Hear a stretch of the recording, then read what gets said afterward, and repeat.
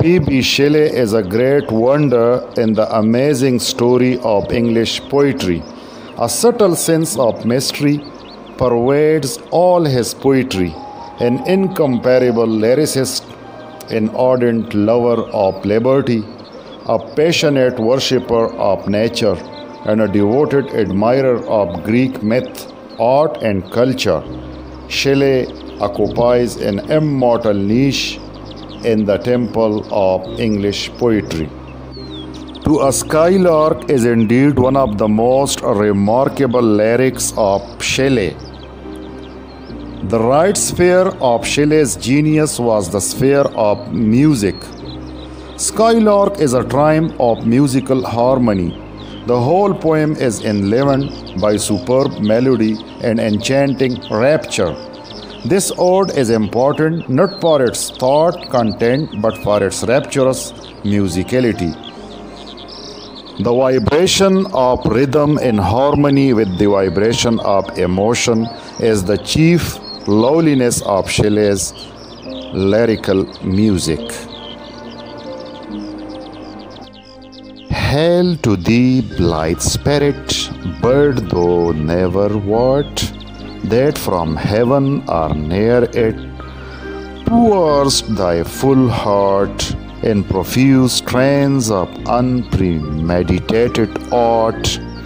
Higher, still higher from the earth thou springst like a cloud of fire.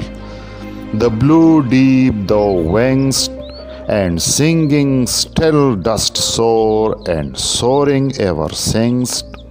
In the golden lightning of the sunken sun, o'er which clouds are brightening, thou dost float and run like an unbodied joy whose race is just begun. The pale purple even melts around thy flight like a star of heaven in the broad daylight. Thou art unseen, but yet I hear thy shrill delight.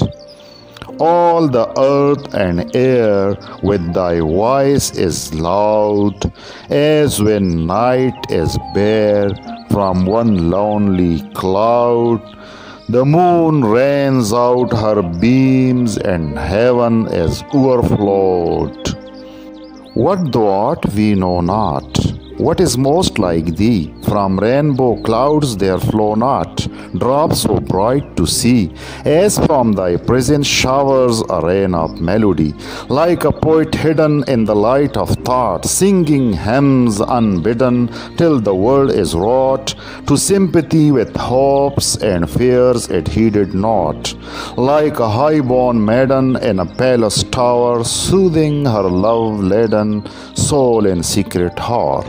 With music sweet as love, which overflows her bower, like a glow warm golden in a dill of dew, scattering unbeholden its aerial hue among the flowers and grass, which screen it from the view. Like a rose embowered in its own green leaves, by warm winds deflowered till the scent it gives makes faint with too much sweet those heavy winged thieves. Sound of vernal showers on the twinkling grass, rain awakened flowers, all that ever was, joyous and clear and fresh, thy music doth surpass. Teach us, sprite or bird, what sweet thoughts are thine. I have never heard praise of love or wine that panted forth a flood of rapture so divine. Chorus hymeneal or triumphal chant matched with thine would be all but an empty want, a thing wherein we feel there is some hidden want. What objects are the fountains of thy happy strain? What fields or waves or mountains?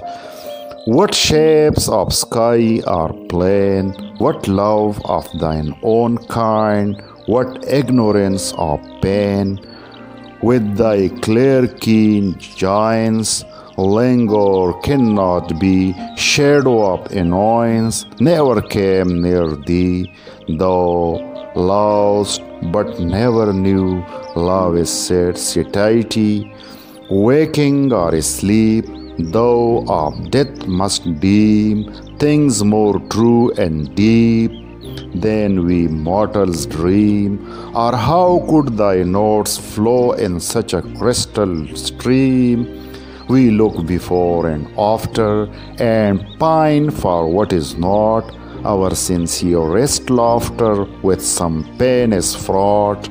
Our sweetest songs are those that tell of saddest thought. Yet if we could scorn hate and pride and fear, if we were things born not to shed a tear, I know not how thy joy we ever should come near. Better than all measure of delightful sound, better than all treasure that in books are found, thy skill to poet were, thou scorner of the ground. Teach me half the gladness that thy brain must know. Such harmonious madness from my lips would flow. The world should listen then as I am listening now.